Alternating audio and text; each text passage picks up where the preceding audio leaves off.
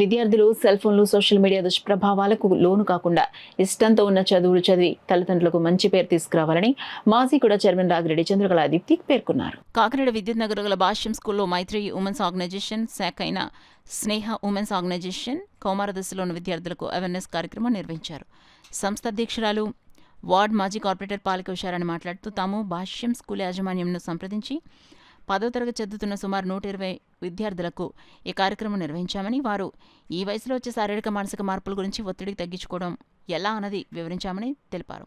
కార్యక్రమానికి ముఖ్య అతిథిగా పాల్గొన్న Kakinada consumer court member Maitreyi women's organisation అధ్యక్షులు చక్కా సుషి ఆదిత్య కుమార్ మాట్లాడుతూ తాము ఢిల్లీలో గల 98 సంవత్సరాల ఆల్ ఇండియా ఉమెన్స్ కాన్ఫరెన్స్ యొక్క కాకినాడ శాఖని తమకు ఉభయ గోదావరి జిల్లాల్లో అనేక శాఖలున్నాయని, అన్ని శాఖలు విజయవంతంగా ఇటువంటి కార్యక్రమాలు సమర్థవంతంగా నిర్వహిస్తున్నాయని తెలిపారు.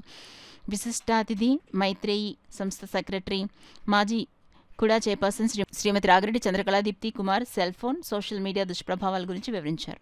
రిసోర్స్ పర్సన్ డాక్టర్ రమాదేవి విద్యార్థులకు మానసిక శారీరక ఆరోగ్యం, పౌష్టికాహారం గురించి వివరించారు. మరో విశిష్ట అతిథి ప్రకాష్ భాష్యం స్కూల్ యాజమాన్యాన్ని స్నేహ ఉమెన్స్ ఆర్గనైజేషన్కు యువతకు ఉపయోగపడే కార్యక్రమం నిర్వహించినందుకు అభినందించి ధన్యవాదాలు తెలిపారు. కార్యక్రమంలో భాష్యం విద్యుత్ నగర్ శాఖ ప్రిన్సిపల్ భాస్కర్, ఉపాధ్యాయ స్టాఫ్, స్నేహ ఉమెన్స్ ఆర్గనైజేషన్ కార్యవర్గ సభ్యులు, మైత్రేయి ఉమెన్స్ ఆర్గనైజేషన్ సభ్యులు పాల్గొన్నారు.